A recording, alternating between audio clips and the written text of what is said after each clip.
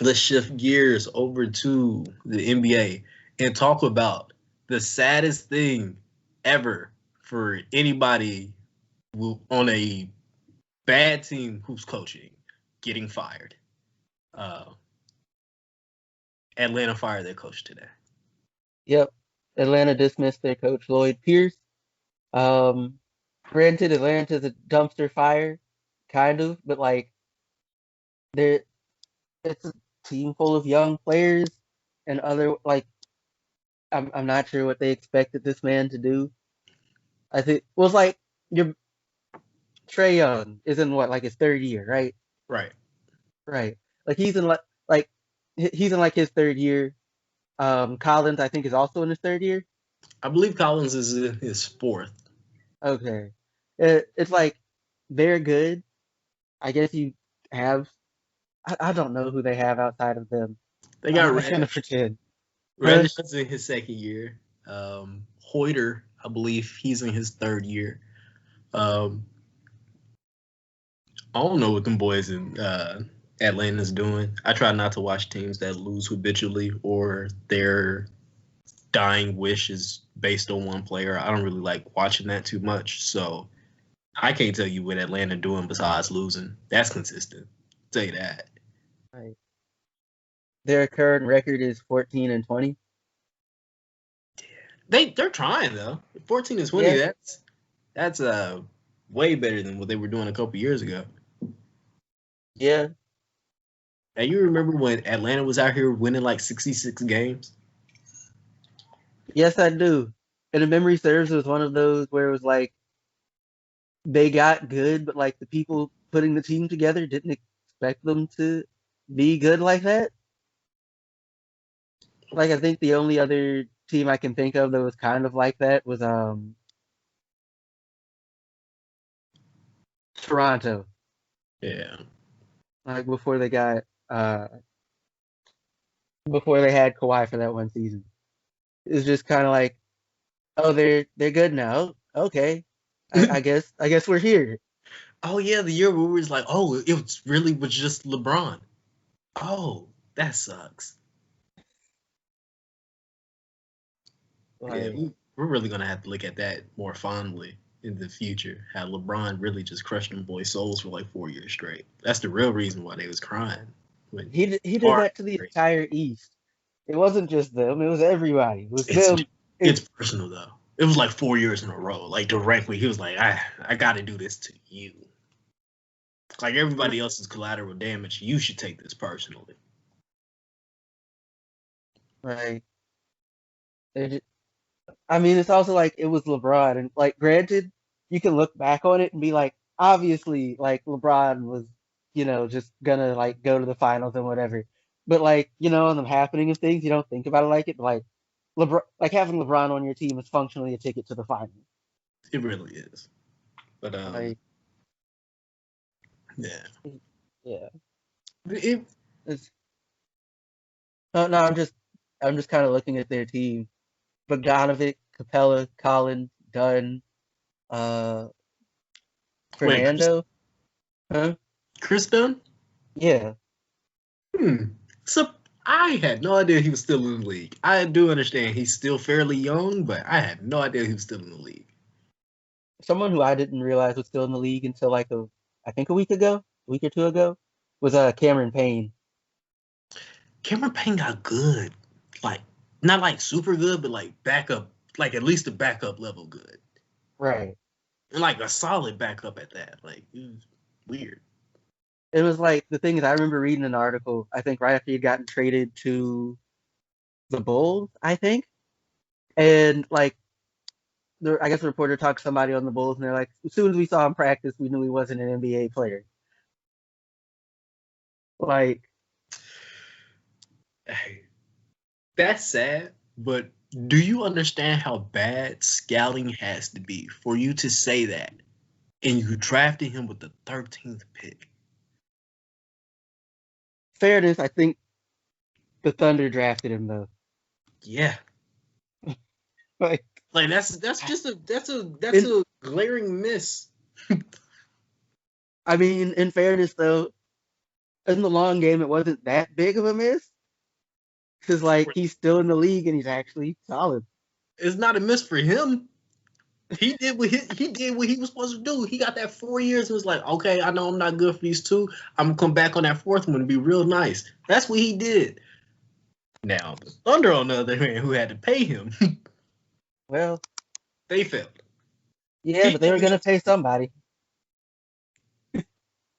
Why not Cameron Payne, right? Hey, but this roster collectively doesn't inspire much confidence. Getting a look at it,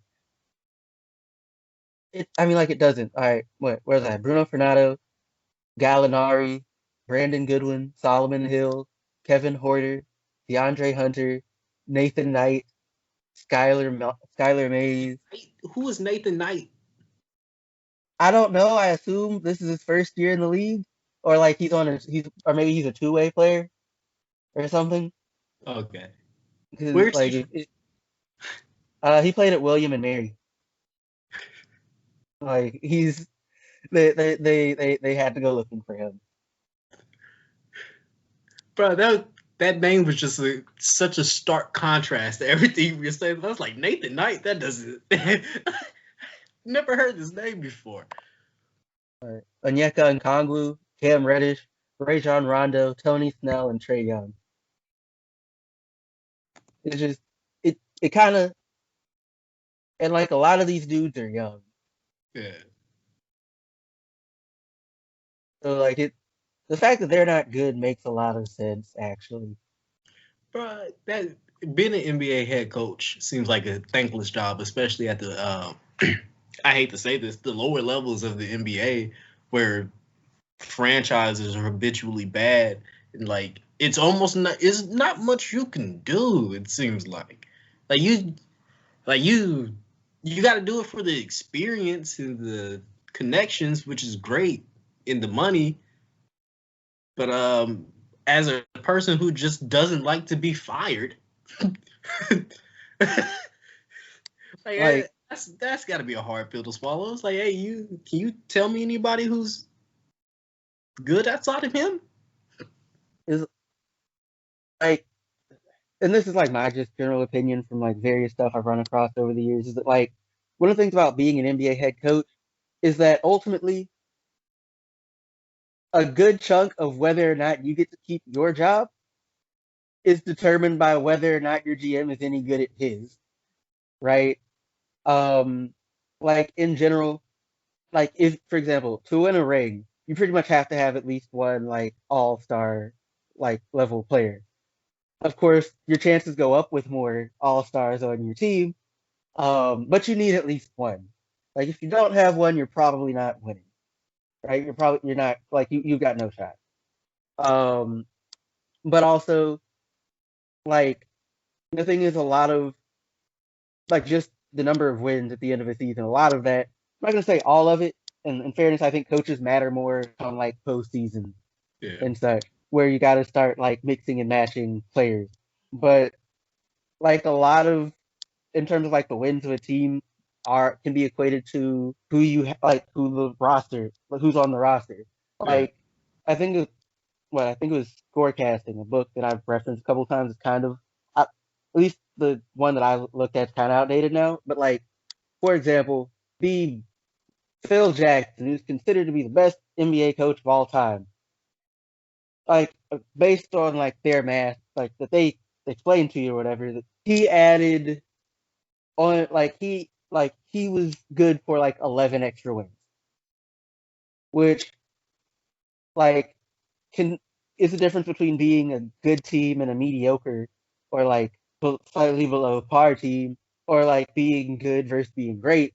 But it's not going to turn. It's not going to make the Sacramento Kings a good basketball team. You could have just said sugar in the shit. I mean, same thing. Yeah. Same thing. You can't do it. basically. And like one of the things is, and like this has happened a couple of times. I know most recently I think it happened to Dwayne Casey, and like I guess it worked out for Toronto because like they got a ring, but they fired him after he won Coach of the Year. Yeah. right?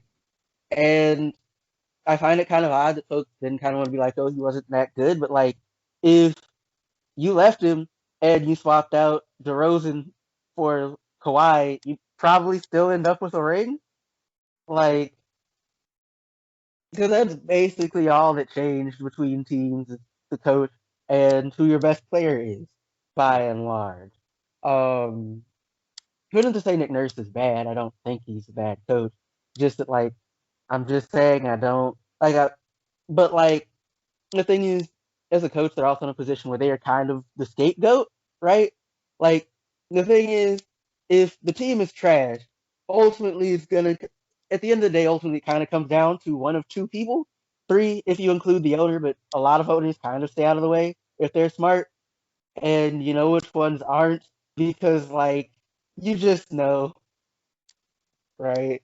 Dolan. But like, huh? Dolan. Yes. But like ultimately it kind of comes down to, the GM and the head coach, right? Because, granted, the head coach, in addition to like doing the X's and O's things, also a lot of responsibility towards like making sure talent develops and whatever, and like putting dudes in a position to maximize their abilities and all of that. But like, if things are going sideways, right, the GM's not going to say like I should be fired.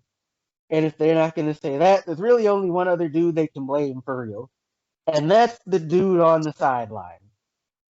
So it's it's every bit of thankless job, really. But it's just kind of, and it's just kind of like the thing is, it's a like the thing is if you're like if the team is good, you're probably not getting the praise like that, and if the team is trash, you're getting every single ounce of the blame. The GM might, but usually that takes years, and by that point, you're already out of a job. Exactly. Like so, it was just one of those things. Um, and like I I feel like there was another team we talked about who like just fired their coach out of the blue. Um, Um, I Minnesota. d- Not yeah, Minnesota did yeah, that yeah, a couple yeah, weeks. yeah.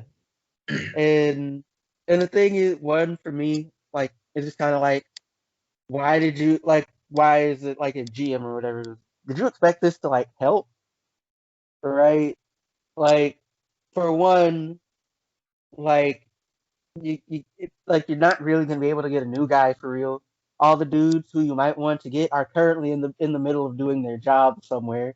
Either either they're on the bench for another team in the league, or they're on a bench for a different team in a different league, probably the NCAA.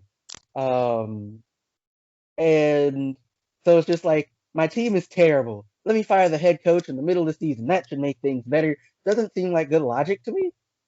It's just kind of like now they have no head coach. It's like, yeah, the assistant can step in, but it's just kind of like he's kind of like it's just like straight into the like he might as well just be like the new head coach, straight into the fire. No time to implement your stuff for real, to get a real handle on things. And now you're down one extra coach, Mm-hmm. Yeah. and it's also just like, are you hoping like the team is gonna win more games? Like it's probably not.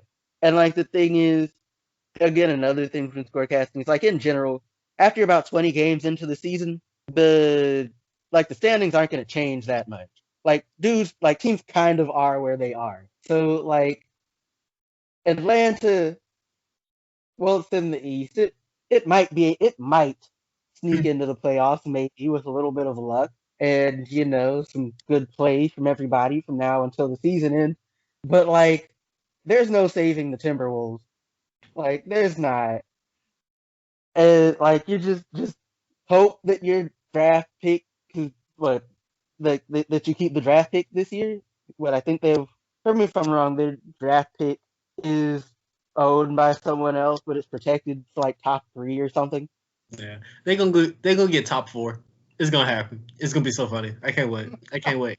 I've been saying this the entire time. When the Warriors end up with Jonathan Kuminga, I'm gonna be so mad. Like, I'm gonna be so mad. They're gonna get either him, Suggs, or Jalen Green. But I digress. Who would I take if I was the Warriors? And that's a question for another time. Because like they took Wiseman because like it just made entirely too much sense not to. Which, but I don't know if they do for the second time through. If we're talking about building for the future, I go ahead and take Kaminga. Kaminga is so so big, so athletic, so talented that I honestly think if worst comes to worst, on his very bare minimum, he's you could have him like a backup small ball four. And as good as he is at defense already, it would be awful for him to basically be coached by Draymond for like 3 more years. And I mean awful as in what it would mean for everybody else. Because it's already such a good package. If he can get it through the ears, he already seems to be like a really intelligent kid and picks like different things up. If Draymond is able to mold Wiseman and Kuminga into like really solid defenders, it's going to be really, really, really ugly for